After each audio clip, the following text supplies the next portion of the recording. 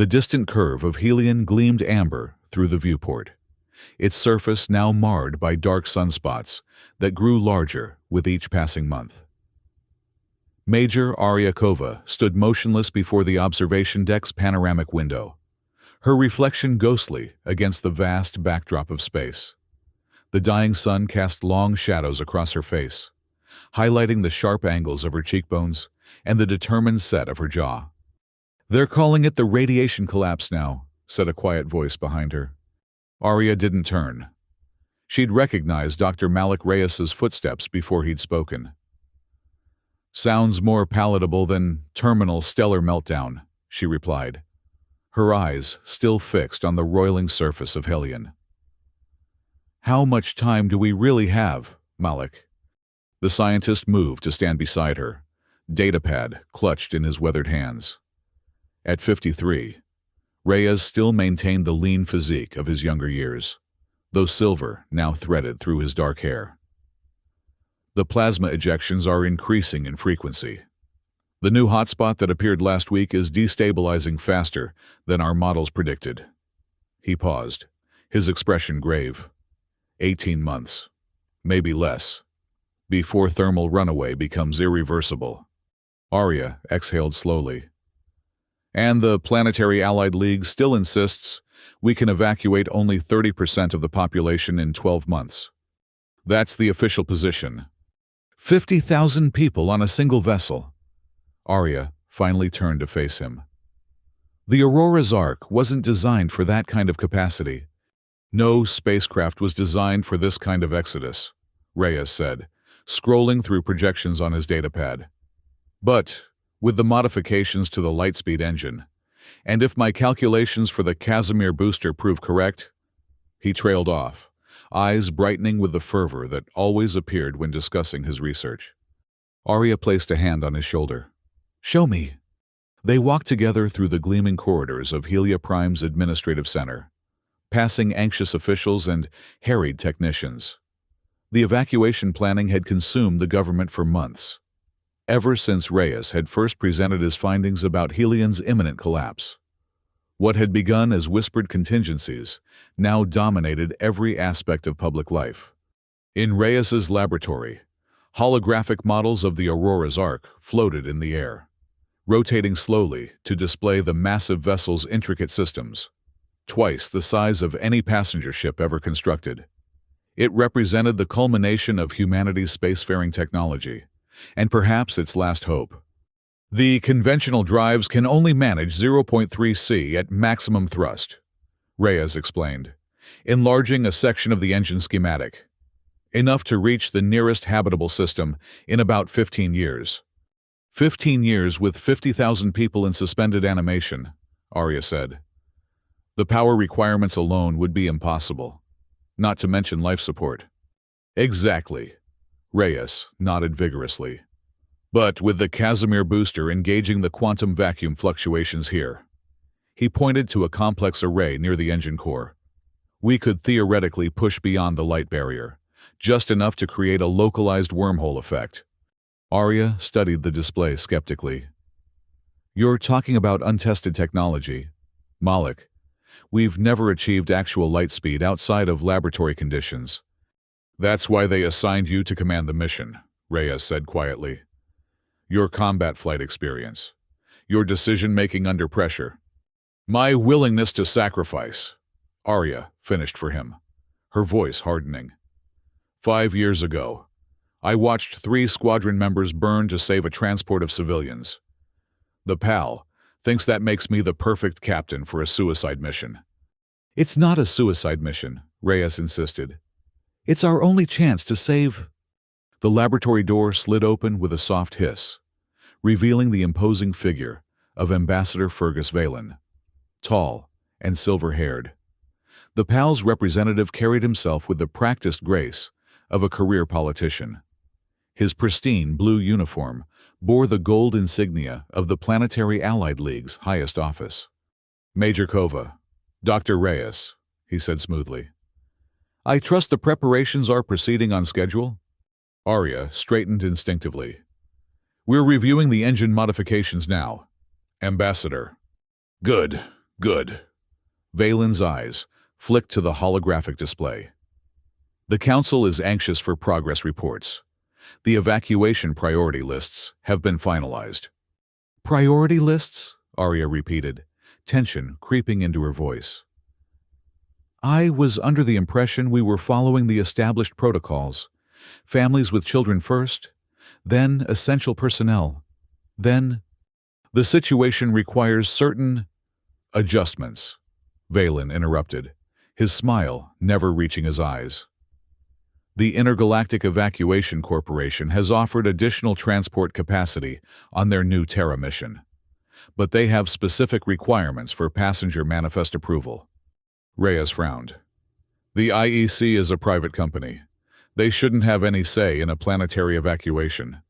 They have ships. Dr. Reyes, Valen said coldly. Which is more than I can say for some of our research departments that promised interstellar travel capabilities years ago. The implied criticism hung in the air. Reyes's hands tightened around his datapad. I'll need to review these priority lists personally, Arya said, breaking the tense silence.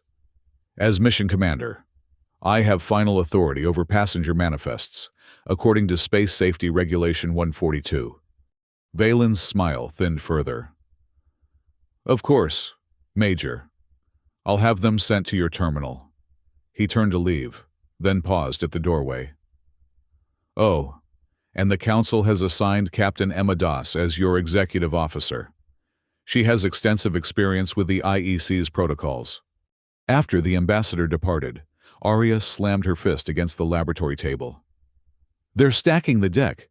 Das works for the corporation, not the PAL. The politics were inevitable, Reyes said wearily. But we need to focus on the technical challenges first. Without a functioning Lightspeed drive, none of this matters. Arya nodded reluctantly. You're right. How soon can we begin field tests on the Casimir booster? 3 weeks. If we can secure the engineering team I requested. Reyes hesitated. There's one more complication. I need Lian Cho as chief engineer. Arya's expression darkened. Cho and I have history. She's the best propulsion specialist in the system, Reyes countered. And the only one who understands the theoretical framework of quantum vacuum propulsion. Fine, Arya conceded. But I want Junho Park as flight operations lead. He's young, but he's the most skilled pilot we have for the preliminary tests. Agreed. Reyes deactivated the holographic display. We have 18 months before Helion destroys this system. Let's make every day count. As they left the laboratory, neither noticed the small drone hovering silently in the corner. Its surveillance lens focused directly on Reyes's workstation. 3 weeks later, the Aurora's arc hung in low orbit above Helion 2, its massive hull gleaming in the amber light of the dying sun. Temporary construction platforms surrounded the vessel, swarming with engineers making final modifications to the experimental drive systems.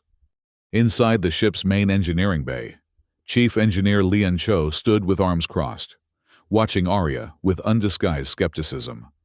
You're asking me to sign off on an untested quantum propulsion system that could, best case, tear a hole in space-time, or worst case, implode and take half the system with it, Leon said, her voice clipped and precise. And you need my answer now. Arya had forgotten how direct Leon could be. 5 years earlier, they had clashed over evacuation priorities during the Meridian Station crisis. Leon had advocated saving the station's core systems. Arya had chosen to rescue more civilians at the cost of the infrastructure. The station had eventually been abandoned, a decision that still divided their professional relationship. I'm asking you to help save 50,000 lives, Arya replied evenly. Dr. Reyes believes the Casimir booster will work. I need someone who can make sure it doesn't kill us all in the process. Leon's dark eyes studied Arya intently. You still charge ahead without considering all the variables. Some things never change. And you still prioritize machines over people, Arya countered. But right now, I need both. The machines and the people. That means I need you, Leon. A flicker of something, perhaps respect, crossed Leon's face. I've reviewed Reyes's calculations. They're sound in theory, but the practical application will require significant safety modifications. She uncrossed her arms. I'll do it, but I want complete authority over the engineering systems. No override from you or Reyes without my explicit approval. Arya nodded. Granted. Welcome aboard. The ship's intercom crackled. Major Kova to the bridge. Departure of reconnaissance team in 15 minutes. On the bridge, Junho Park sat at the pilot's console. His youthful features set in concentration as he ran through the pre-flight checks. At 28, he was considered a prodigy among the fleet's pilots, though his eagerness sometimes outpaced his experience. Systems green across the board. Major, he reported as Arya entered. The scout vessel is ready for launch. Good, Arya said, studying the tactical display. Remember, this is strictly reconnaissance. Map the plasma storm boundaries, collect radiation data, and return. No heroics. Yes, ma'am, Junho replied, though his eyes shone with barely contained excitement. Dr. Reyes's team is aboard and ready. Arya activated the communication channel. Dr. Reyes, status report. The scientist's face appeared on the screen. All sensors calibrated. We're ready to gather the data necessary for the booster calculations. Proceed with launch, Arya ordered. The scout vessel detached from the Aurora's arc with a gentle shudder, its engines glowing blue as it accelerated toward the roiling surface of Helion.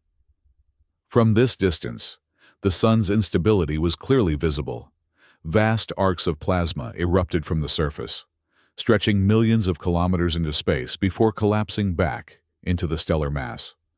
Beautiful and terrifying, murmured Dr. Yara Kasim, the mission's chief medical officer, who had quietly joined Arya on the bridge. The Lebanese doctor had been one of the first to volunteer for the mission, leaving behind a prestigious position at Helia Prime's Central Hospital. Let's hope it stays beautiful from a very great distance, Arya replied. How are the preparations for the civilian quarters coming along? We've converted 3 cargo decks into living spaces, Yara said. It's cramped, but with the stasis pods for rotating sleep shifts, we should be able to accommodate the full complement. She hesitated. There's been talk among the advanced team about the evacuation priorities. Rumors that only the wealthy and connected will make it aboard. Arya's jaw tightened. The Aurora's arc will take everyone on the official manifest. No exceptions. And who creates that manifest? Yara asked softly. Before Arya could respond, alarms blared across the bridge. The tactical display flashed red as radiation readings spiked dramatically. Major! Junho called urgently. The scout vessel is reporting massive plasma disturbance. A new hotspot just formed directly in their path. Reyes's panicked voice came through the speakers. We're registering temperature increases beyond anything in our models. The radiation shielding can't hold against this. Arya leaned over the communications console. Pull back immediately. Full reverse thrust. The engines are overheating, came the pilot's strained reply. We're losing maneuverability. The bridge crew watched in horror as the small vessel on their screens was engulfed by a sudden surge of plasma. Communications dissolved into static. Get me emergency transport options, Arya barked. Prepare rescue teams. It's too late, Leon said quietly, from the engineering station. That plasma wall is registering at 10 million Kelvin. Nothing survives that. For a terrible moment, silence reigned on the bridge. Then, a weak transmission broke through. Aurora! This is Reyes! The scientist's voice was barely audible through the interference. We've lost engine control. Emergency shields holding. Need immediate extraction. They're alive, Junho exclaimed.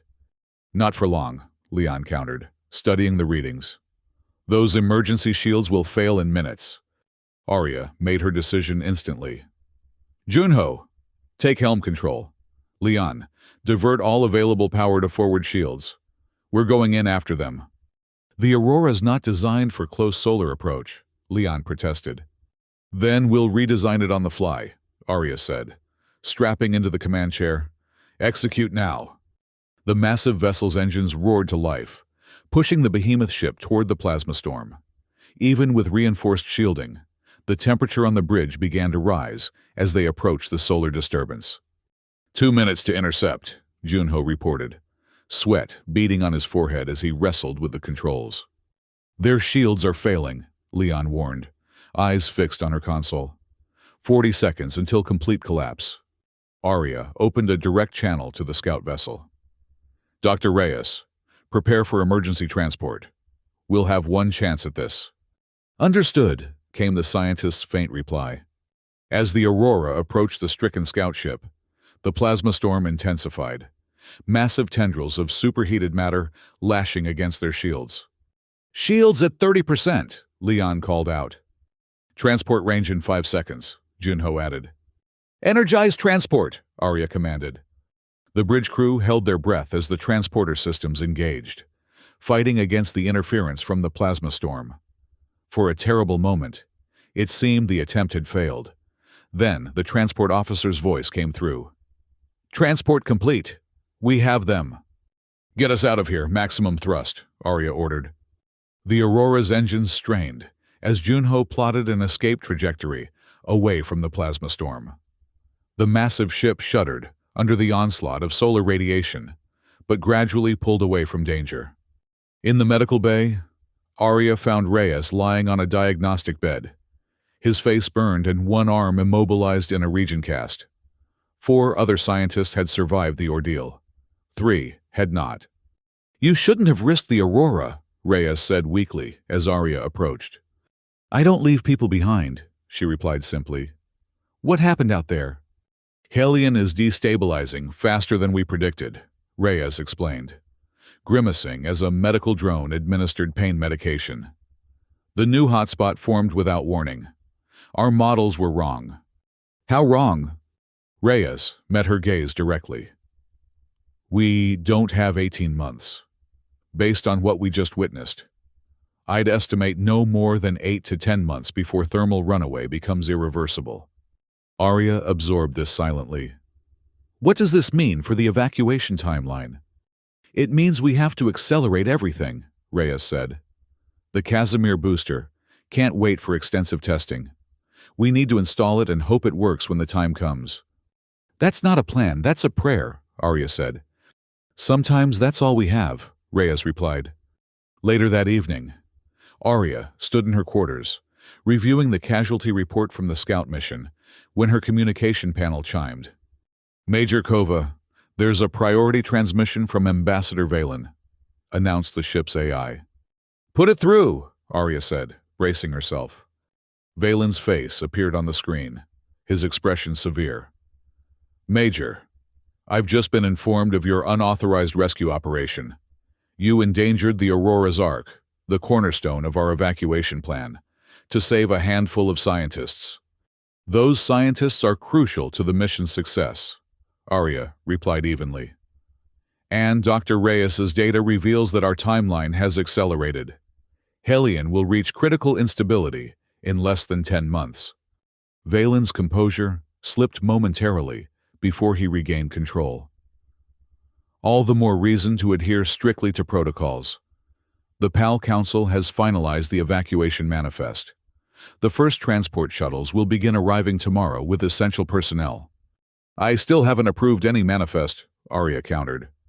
Your approval is no longer required, Valen said coldly. Captain Das has been granted authority over passenger processing. You are to focus exclusively on ship operations and the Lightspeed drive implementation. The transmission ended before Arya could respond. She slammed her palm against the wall in frustration, then collected herself. This battle would require strategy, not emotion. She accessed the ship's secure terminal and entered her command override, bringing up the classified manifest files. What she found confirmed her worst fears. The list heavily favored government officials, corporate executives, and their families. Ordinary citizens of Helion 2 had been relegated to later transports that might never launch before the star's collapse. A soft knock at her door interrupted her investigation.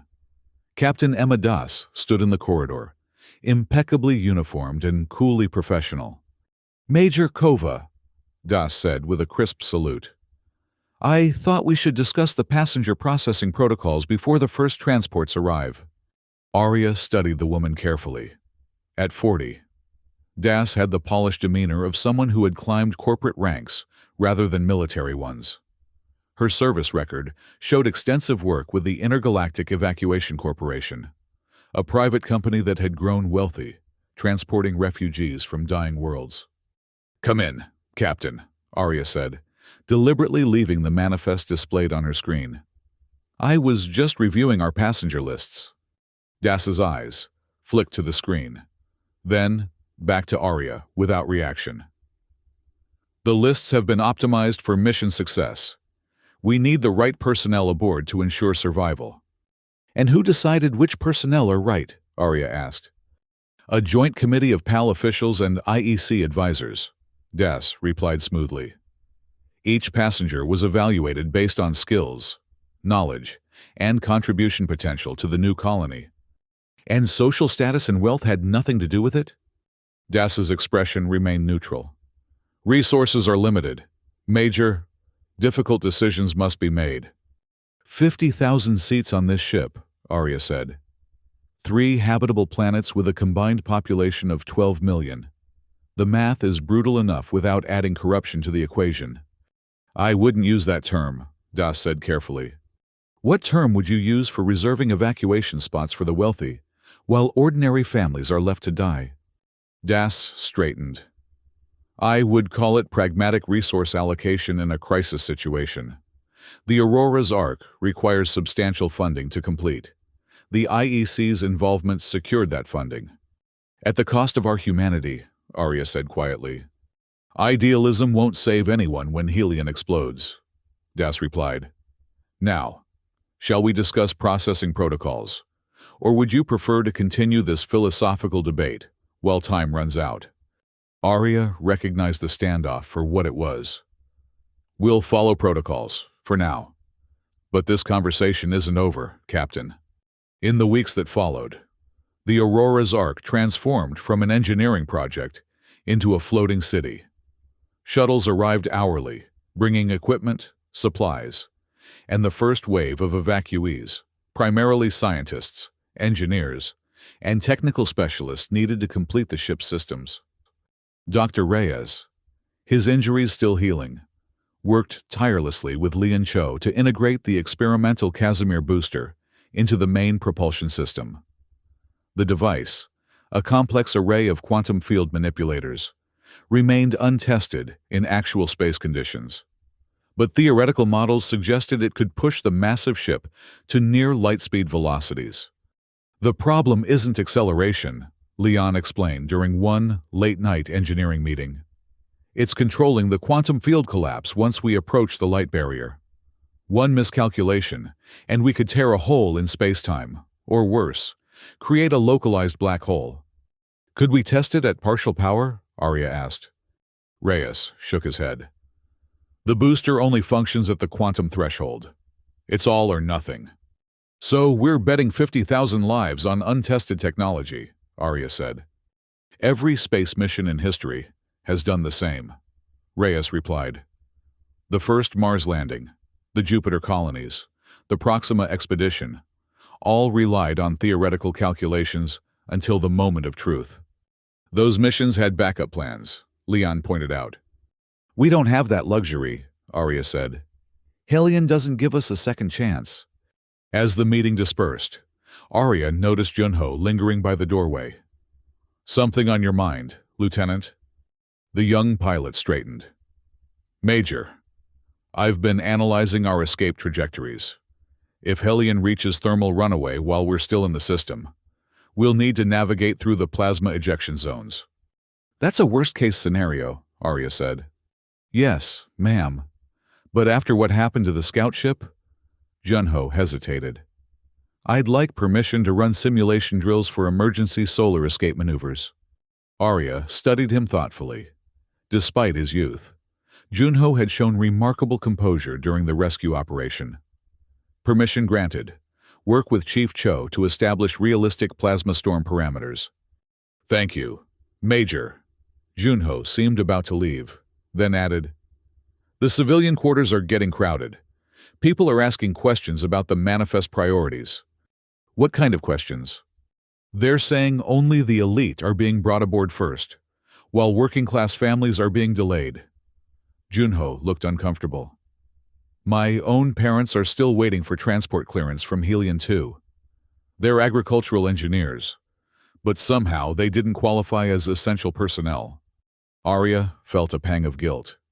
She'd been so focused on the ship's systems that she'd neglected the human element of the mission. I'll look into it personally, Lieutenant. After Junho left, Arya accessed the passenger manifests again. The pattern was even clearer now.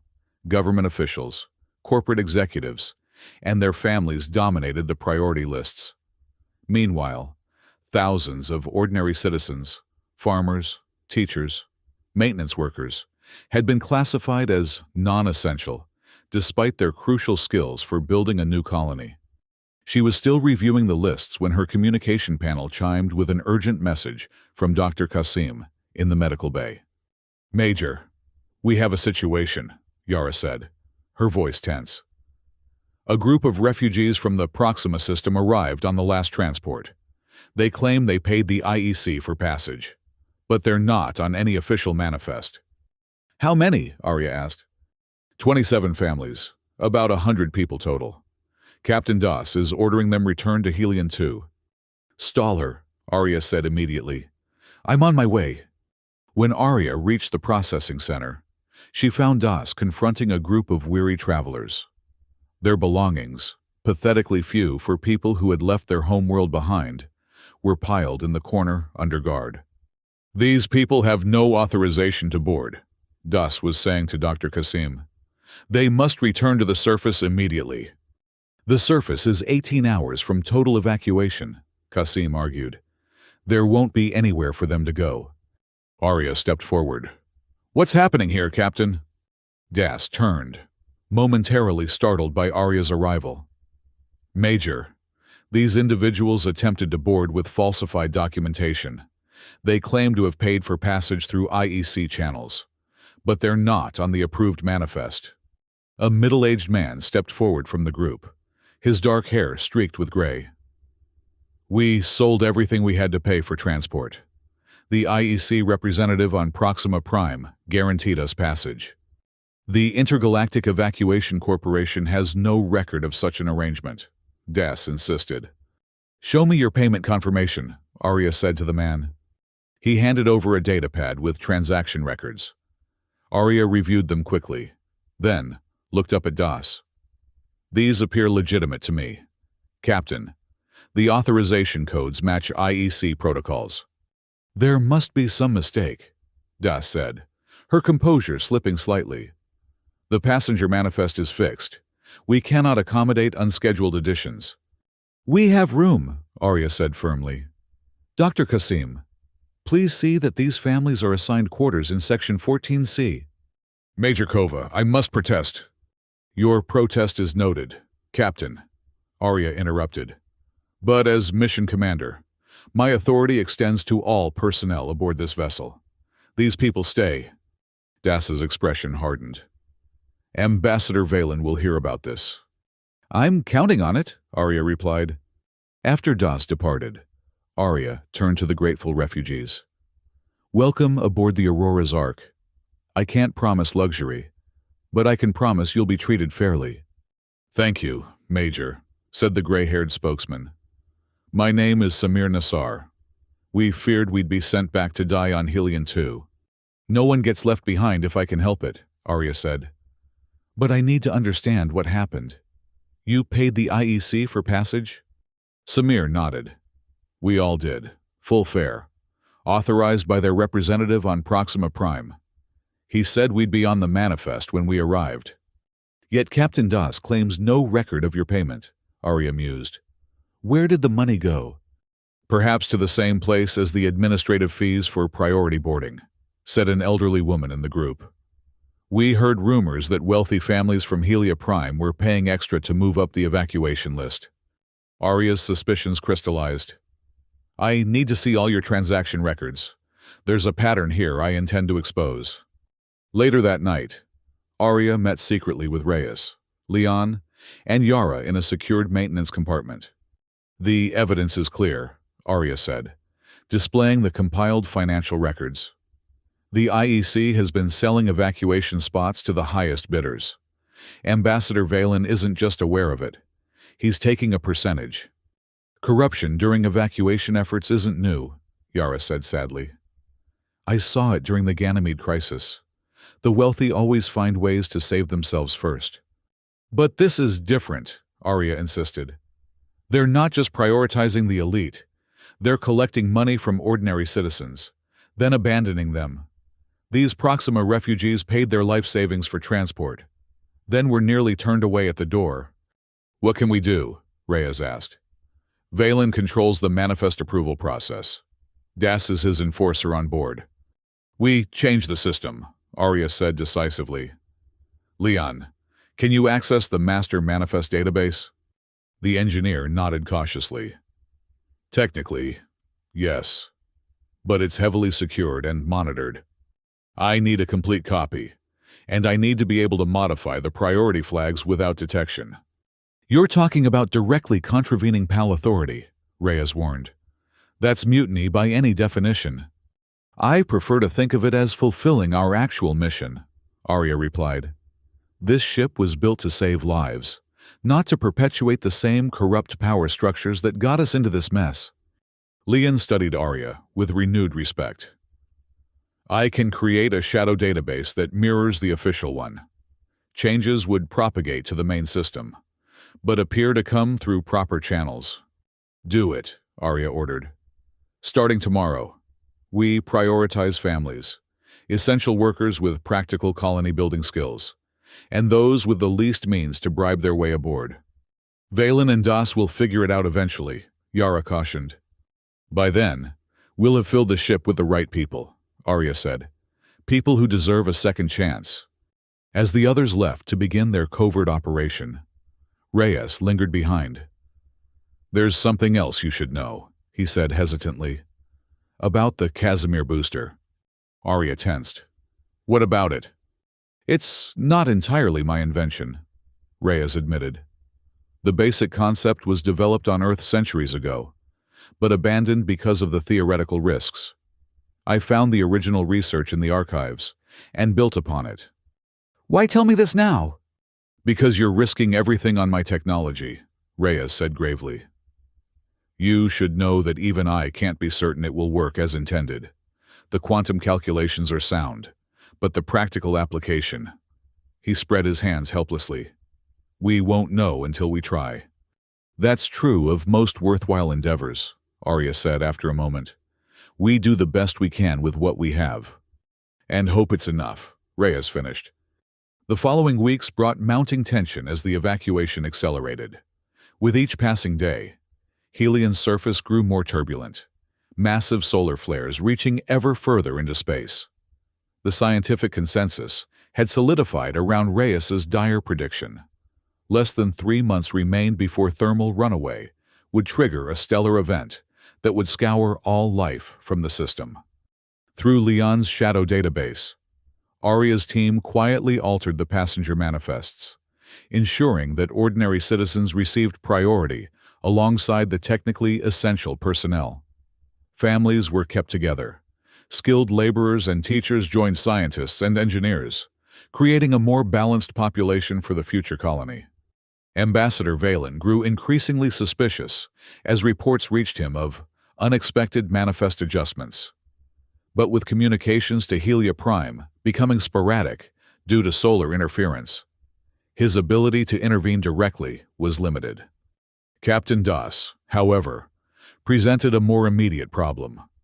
As the IEC's representative aboard, she maintained close scrutiny of passenger processing and had begun to question the discrepancies.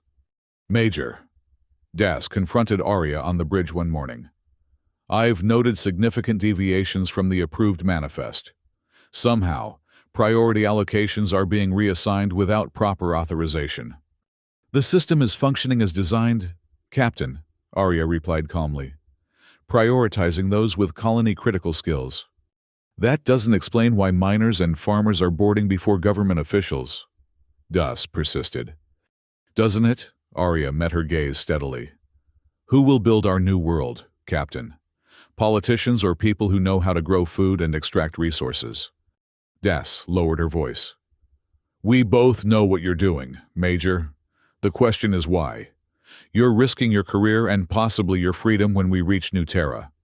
If we reach New Terra, Arya corrected.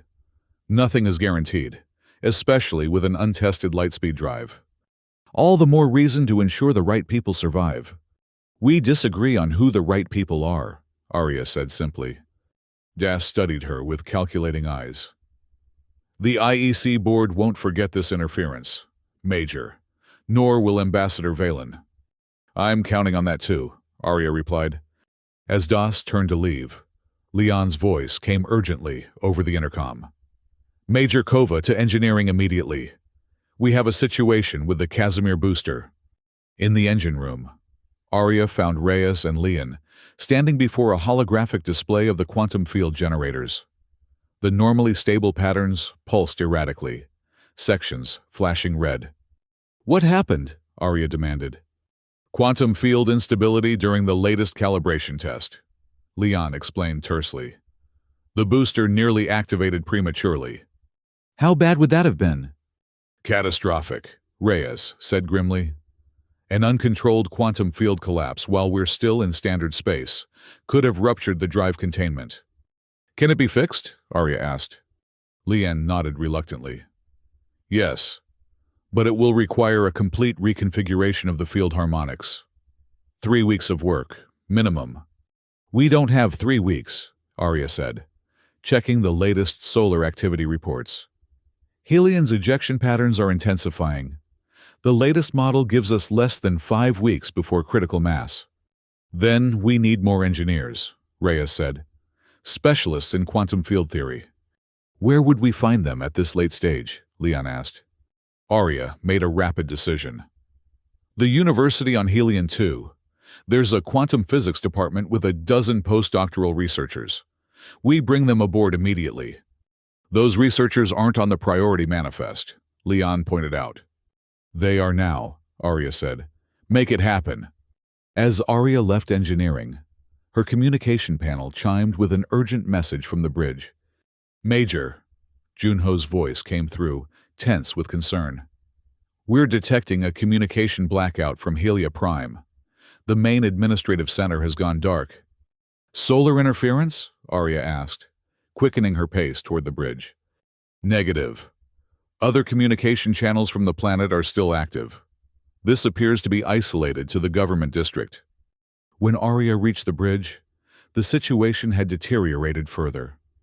The main view screen showed a massive plasma ejection arcing from Helion's surface toward the inner planets. Status report, she ordered. Quantum storm, Junho explained, using the term that had been adopted for the massive plasma events. The biggest one yet. It's disrupting all transmissions to and from Helia Prime's northern hemisphere.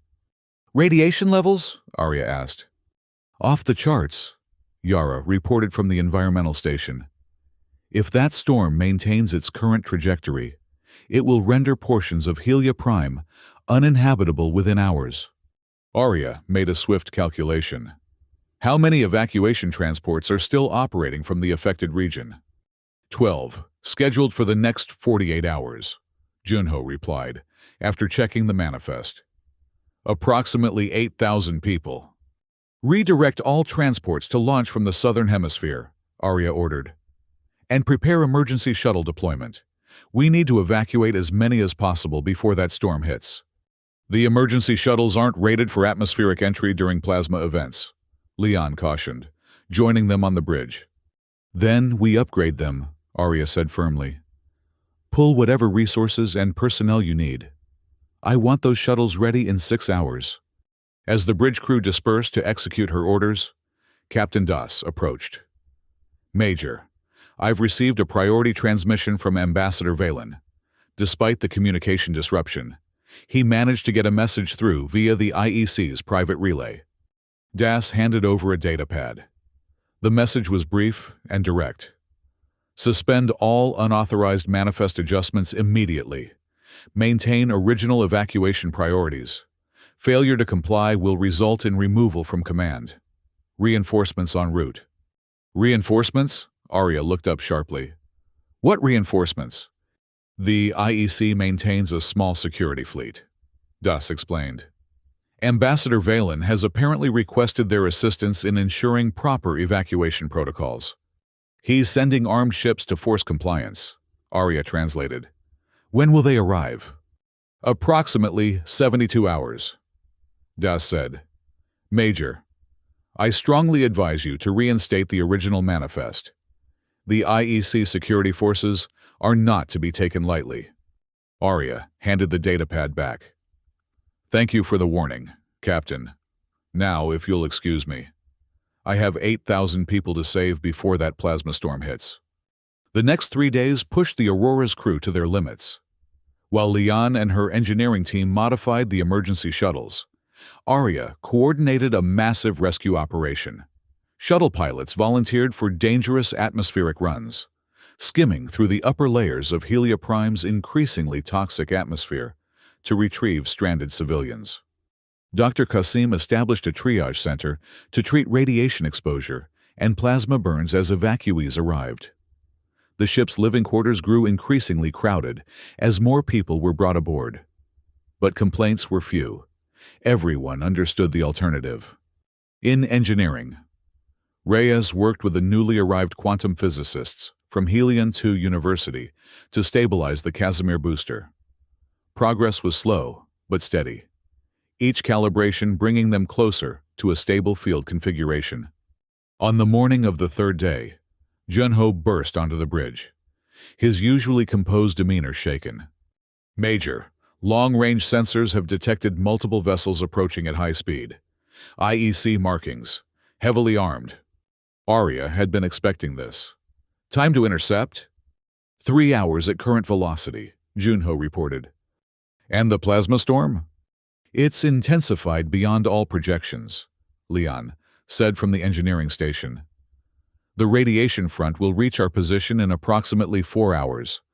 So the IEC ships will reach us before the storm hits, Arya summarized. Convenient timing. Perhaps not coincidental, Reyes suggested, joining them on the bridge. The IEC has better solar monitoring equipment than we do. They may have calculated their arrival to precede the storm deliberately, forcing us to choose between fighting them or fleeing the radiation, Arya concluded. How close are we to booster functionality? The field harmonics are stabilizing, Reyes said cautiously. We could attempt activation within 6 hours. We don't have 6 hours, Arya said. What's the minimum time you need? Reyes exchanged glances with Lian. 3 hours, absolute minimum. But the risk factor increases exponentially. The same 3 hours before the IEC ships arrive, Arya noted. I don't believe in coincidences either, Doctor. She turned to Junho. Plot an escape trajectory that takes us through the thinnest part of the plasma storm's tail. We'll use it as cover. Through the storm, Junho repeated, eyes widening. Even the thinnest sections are registering radiation levels that would overwhelm our shields. Which is why the IEC won't follow us, Arya pointed out. It's our only advantage. The civilian quarters aren't fully radiation-hardened, Yara warned. We could lose people. We'll lose everyone if the IEC takes control, Arya countered.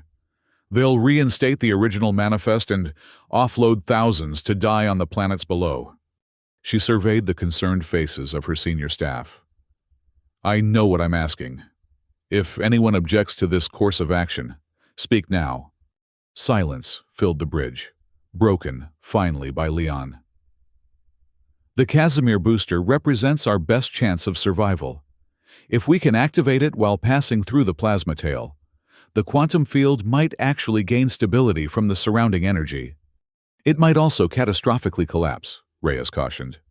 Either way, we'll make history, Junho said with grim humor. Arya nodded decisively. Prepare the ship for emergency acceleration. All non-essential personnel to radiation shelters. Dr. Qasim, I want medical teams stationed throughout the civilian quarters. And Captain Das? Leon asked quietly. I'll deal with Das, Arya said. The rest of you, to your stations. We launch in 30 minutes. Arya found Das in the passenger processing center, supervising the integration of the latest evacuees. Captain, we need to talk, Arya said without preamble. The IEC security fleet will arrive in less than 3 hours. Simultaneously, a massive plasma ejection will reach our position. I've ordered emergency departure through the storm's tail. Das's expression remained carefully neutral. That's an extremely risky maneuver, Major. Less risky than allowing armed IEC ships to board us and selectively remove passengers. Arya replied, I know about the arrangement between Ambassador Valen and the IEC board. I know about the bribes, the selective manifest adjustments, the abandoned refugees who paid for passage. You have no proof of such allegations, Das said stiffly. I have transaction records from dozens of refugees, Arya countered. Enough to trigger a full investigation when we reach New Terra.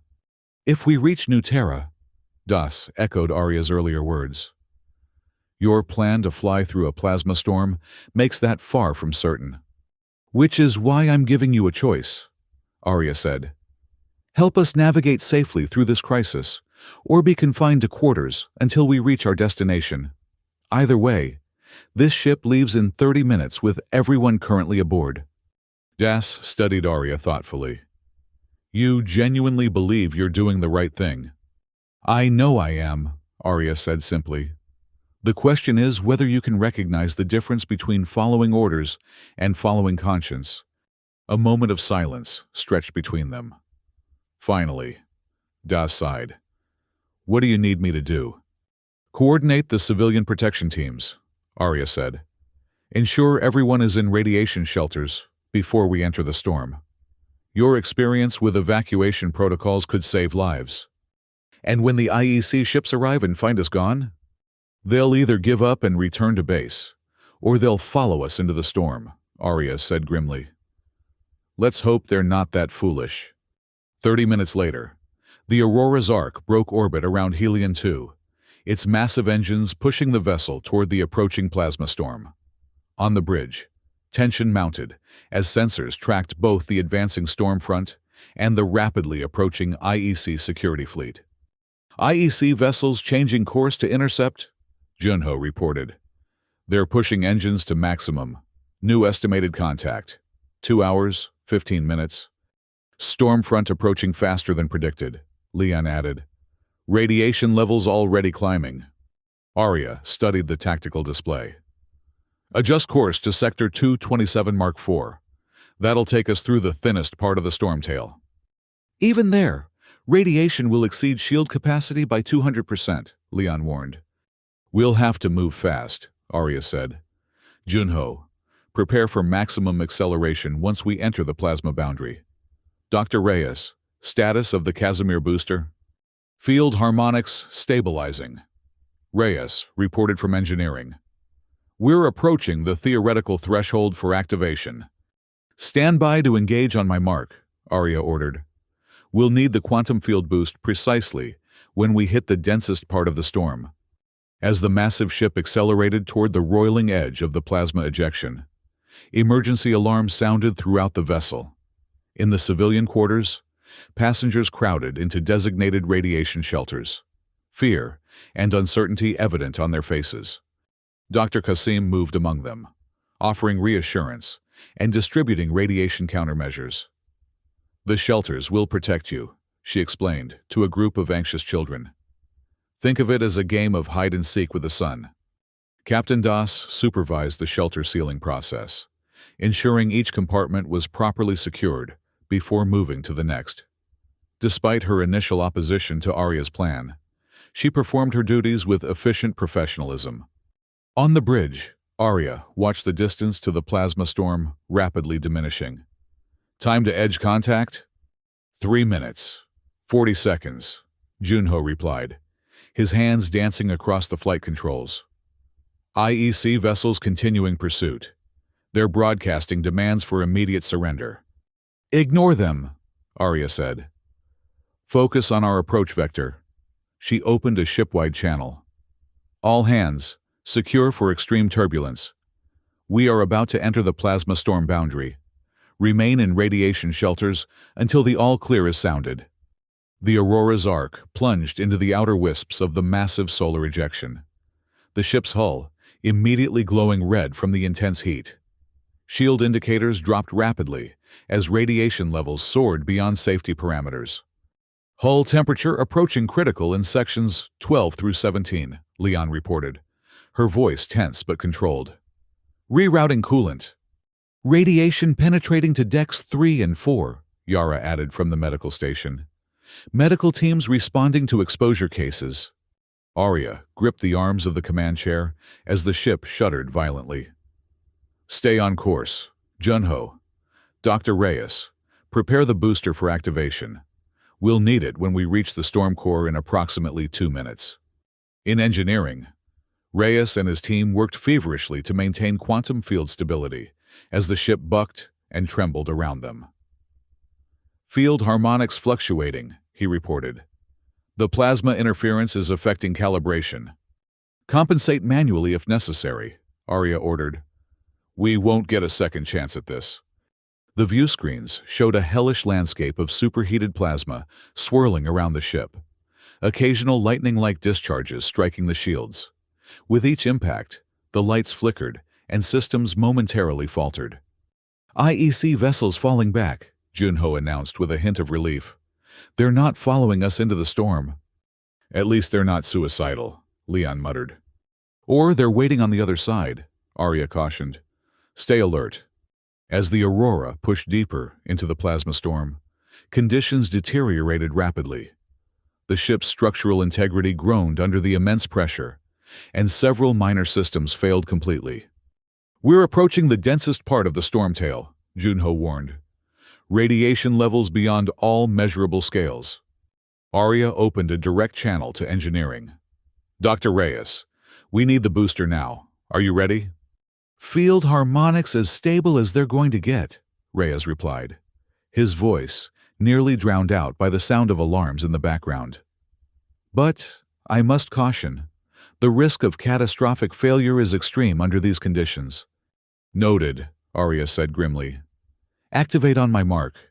She paused, taking one final look at the tactical display.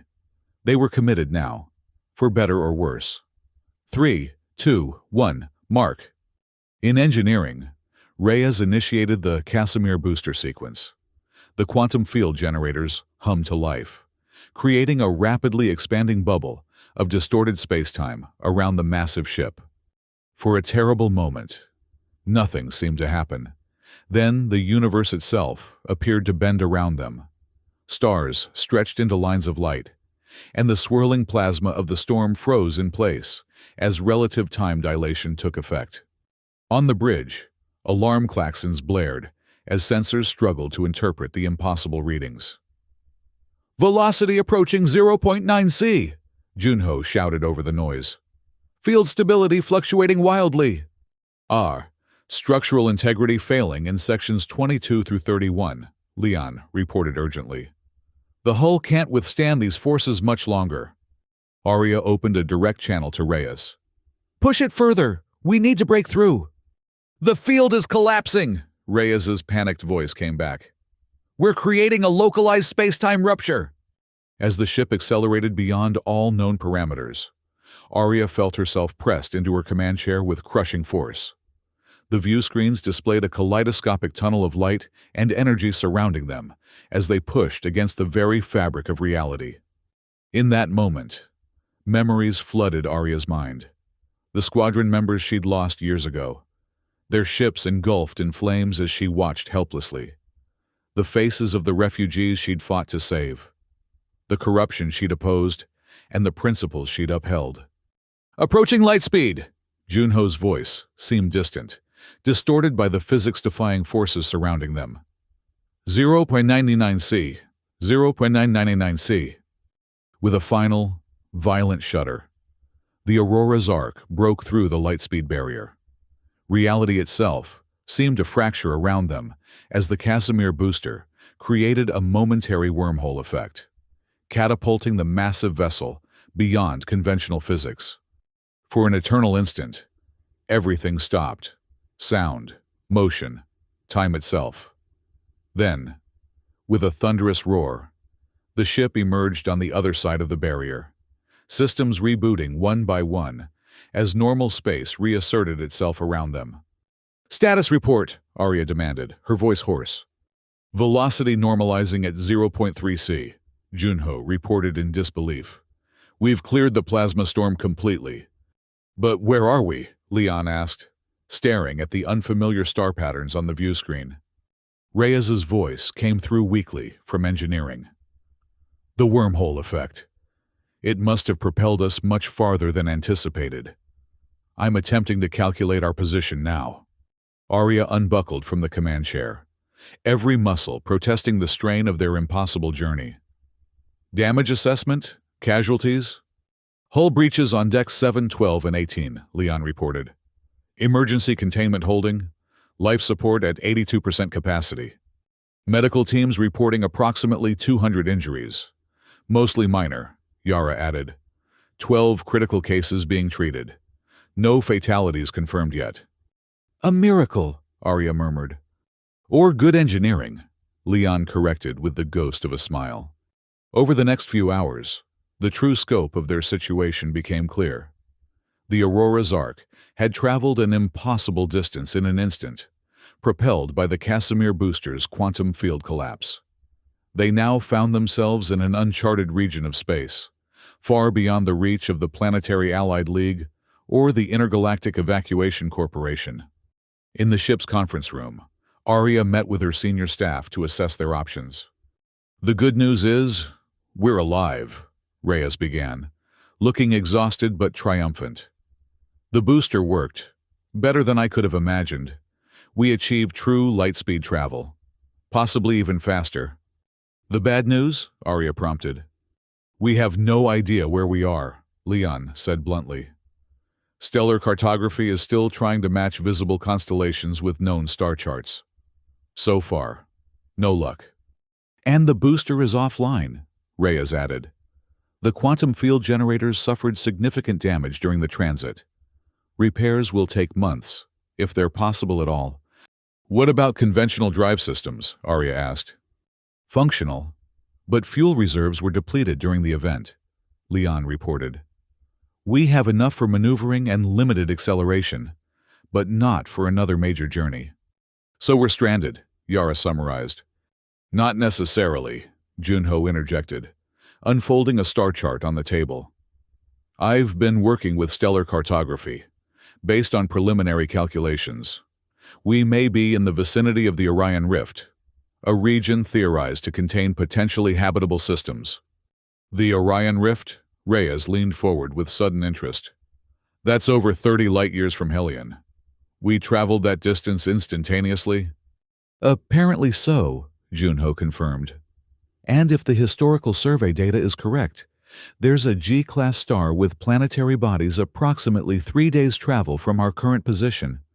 Arya absorbed this information silently. They had escaped Helion's destruction and the PAL's corruption, but at the cost of finding themselves utterly alone in uncharted space. 50,000 refugees now depended entirely on their decisions. "What about our passengers?" she asked finally.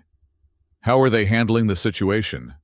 "Better than expected," Captain Das replied, surprising everyone with her positive assessment. "The successful activation of the Lightspeed drive has given them hope.